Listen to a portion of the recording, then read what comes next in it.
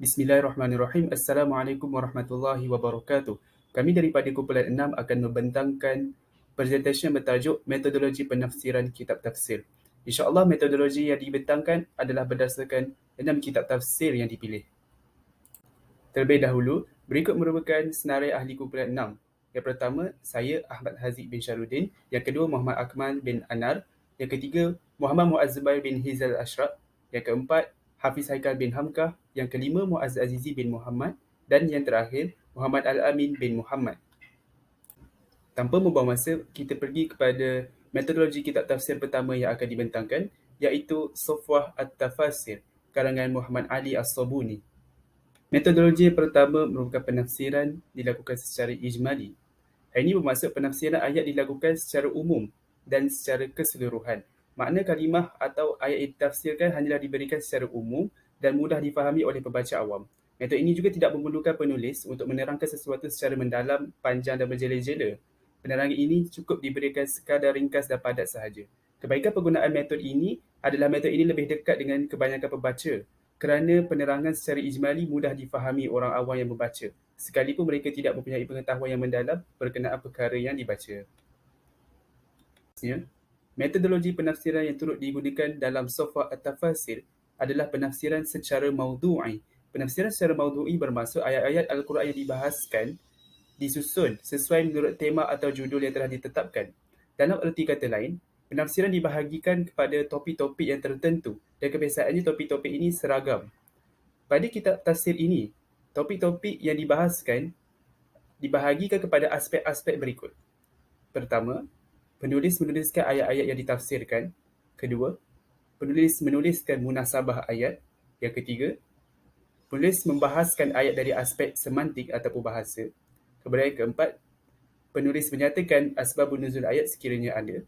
Yang kelima, penulis menafsirkan ayat. Yang keenam, penulis menerangkan ayat dari aspek balaghah. Dan yang ketujuh, penulis merumuskan pelajaran dan ibrah yang dapat dipetik menurut siyak ataupun konteks ayat.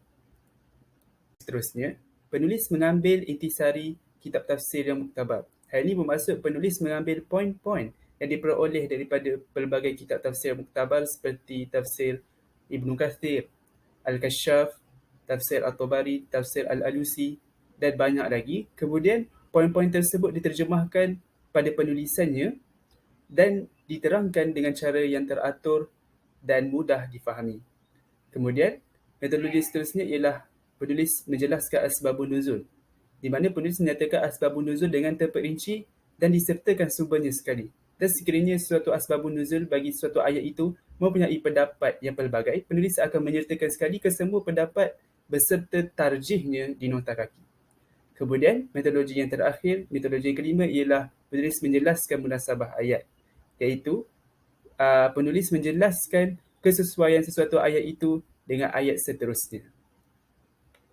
Seterusnya kita pergi kepada tafsir Jalalain, ditulis oleh Muhammad Jalaluddin Muhammad bin Ahmad Al-Mahalli dan Abdul Alfad Abdurrahman bin Abu Bakar bin Muhammad Jalaluddin As-Suyuti.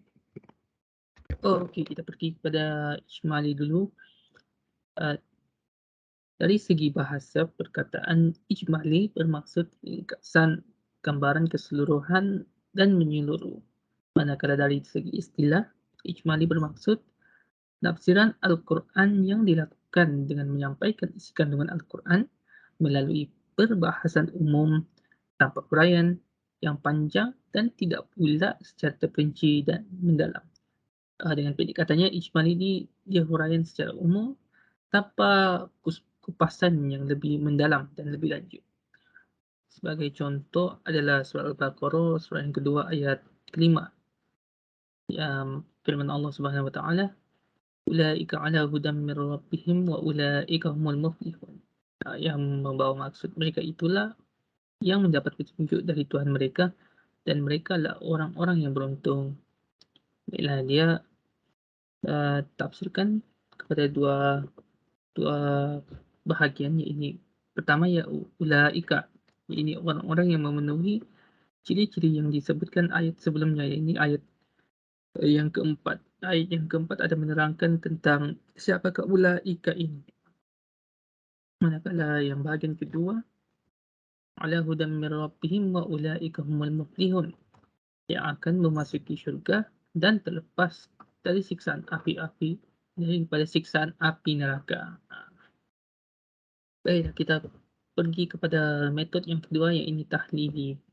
Okey, metod tahlil ini tuan-tuan dan puan-puan, dia agak berbeza sikit dengan berbanding dengan metod ijmali yang bersifat umum. Ijmali dia bersifat umum, manakala tahlili dia menjelaskan ayat-ayat Al-Quran dengan meneliti aspek morfologi, iaitu bahasa dan segala maknanya, bermula daripada huraian makna lafaz, unsur ijaz, balaghah, munasabat, wajh al-munasabat, dan dengan asbab nuzul sebagai penguat berdasarkan riwayat-riwayat yang datang daripada Nabi, para sahabat dan tabi'in. Metode ijmali dia bersifat umum, tapi metode tahlil ini dia siap ada huraian dan asbabul nuzul lagi sekali. Baiklah, kita ambil sebagai contoh, kita ambil dari surah Al-An'am, surah ke-6 ayat 55. Yang saya skip kepada maksudnya. Katakanlah, dialah yang berkuasa untuk mengirimkan azab kepadamu dari atas kamu atau dari bawah kaki kamu, atau dia mencampurkan kamu dalam golongan-golongan ini yang saling bertentangan, dan merasakan kepada sebahagian kamu keganasan sebahagian yang lain. Perhatikanlah betapa kami mendatangkan tanda-tanda kebesaran kami silih berganti agar mereka memahaminya. Baiklah, dalam tafsiran ayat ini, dia telah dibahagikan kepada beberapa bahagian. Baiklah, saya pergi kepada pertama, iaitu qul huwal qadiru ala an yab'atsa 'alaikum 'adzaban min fawqikum. Ya, ini dia memaksudkan dengan dari langit, yaitu batu-batu dan suara yang keras yang menggemparkan. Ini adalah azab yang tafsirkanlah. Ini dari langit, yaitu batu-batu dan suara yang keras menggemparkan dari atas dan dari bawah. Yang kedua, au min tahti arjulikum, dengan ditelan bumi. Azab yang datang dari bawah kaki kamu. Au yalbisakum, ini kelompok yang berbeza keinginannya. Di sini dorang apabila kelompok yang berbeza keinginannya didatangkan konflik, dan dari konflik itu mereka saling bertentangan satu sama lain, yang bawa kepada bahagian seterusnya, wa yuziqu ba'dukum ba'sa ba'd, dengan cara saling membunuh. Bagaimana kedua selesaikan konflik? Bukan dengan perbincangan, namun dengan peperangan dan saling membunuh antara satu sama lain. Baiklah, sambungan dia. Asbabun nuzulnya adalah Rasulullah SAW pernah bersabda, ini lebih ringan dan lebih mudah. Akan tetapi, tatkala ayat sebelumnya turun, Rasulullah SAW telah bersabda, aku memohon kepada zatmu. Hadis ini diriwayatkan oleh Imam Al-Bukhari, manakala dan Imam Muslim telah meriwayatkan tentang sabda Nabi SAW, aku memohon kepada Tuhanku agar ia tidak menjadikan keganasan umatku disebabkan oleh sebahagian di antara mereka, tetapi ia melarangku mendoakan hal ini. Dan sehubungan dengan hadis pertama, Imam Muslim mengatakan bahawa kejadiannya pasti akan ada, hanya kenyataannya sahaja masih belum terungkap. Baiklah, kita kepada bahagian yang lain. Ini nuzul kaifa nusarrifu, ini menerangkan kepada mereka al-ayati, yang menunjukkan kepada kekuasaan kami, dan la'allahum yafqahun, yang bawa tafsiran mereka mahu mengetahuinya bahawa apa yang mereka lakukan itu adalah perkara yang batil. Di sini disertakan nota kaki, tafsirkan ayat disertakan sekali dengan asbabul nuzul yang Rasulullah SAW pernah bersabda ni. Ini asbabul nuzul bagi ayat ini, bagi menerangkan situasi ketika mana ayat ini turun. Seterusnya ialah metodologi penulisan tafsir untuk kitab An-Nasafi atau kitab Madarik At-Tanzil wal Haqa'id At-Ta'wil yang telah dikarang oleh Syekh Hafiz Al-Din Abi Barakat Abdullah bin Ahmad bin Mahmud An-Nasafi. Imam Al-Nasafi dalam tafsirnya telah menggunakan metod tafsir At-Tahlili atau disebut juga dengan tafsir At-Tafsili, iaitu beliau menafsirkan setiap surah dan ayat Al-Quran lalu membahaskannya dengan mentafsirkan dan mentakwilkannya secara meluas dan terperinci secara berurutan sesuai dengan Mushaf Utsmani, iaitu diawali dengan surah Al-Fatihah dan diakhiri dengan surah An-Nas. Seterusnya, tafsir ini menggunakan sumber bil maksur dan bil ra'yi secara bersamaan. Bil maksur di sini bermaksud pentafsiran dengan cara mengutip atau mengambil rujukan pada Al-Quran, hadis Nabi ataupun kutipan sahabat serta tabi'in. Manakala bil ra'yi pula bermaksud Imam An-Nasafi menggunakan rasional atau logik akal beliau untuk mentafsirkan ayat Al-Quran. Metod pentafsiran ayat Al-Quran dengan ayat Al-Quran. Imam An-Nasafi mentafsirkan ayat Al-Quran dengan menggunakan ayat lain dari ayat-ayat Al-Quran. Metod ini dilakukan dengan cara menghubungkan kata dalam ayat yang sedang ditafsirkan dengan ayat lain dalam surah yang sama ataupun berbeza, atau mencari makna kandungan ayat yang sedang ditafsir dengan melihat pada ayat dan surah lain daripada Al-Quran. Seterusnya, pentafsiran ayat Al-Quran dengan hadis Nabi sallallahu alaihi wasallam. Penggunaan hadis Nabi sebagai sumber pentafsiran merupakan suatu perkara yang sangat penting dalam tafsir ini. Di samping itu, Imam Nasafi juga telah berusaha bersungguh-sungguh untuk menyemak status hadis terlebih dahulu sebelum memasukkannya ke dalam kitab tafsir, sehingga tidak ada hadis dhaif yang digunakan dalam pentafsiran ayat Al-Quran. Seterusnya, pentafsiran ayat dengan perkataan sahabat. Imam An-Nasafi juga menggunakan sumber perkataan sahabat dalam mentafsirkan ayat Al-Quran ketika tidak menemukan penjelasan dari ayat Al-Quran ataupun hadis Nabi sallallahu alaihi wasallam. Selain menjadikan perkataan sahabat sebagai sumber dalam pentafsiran, Imam An-Nasafi juga menggunakan perkataan tabi'in, iaitu apabila beliau tidak menemukan penjelasan Al-Quran, hadis ataupun perkataan sahabat. Bismillahirrahmanirrahim. Baiklah, saya akan menerangkan tentang tafsir Al-Tabari, iaitu yang bertajuk Jami' Al-Bayan fi Ta'wil Al-Quran. Baiklah, metodologi tafsir Al-Tabari.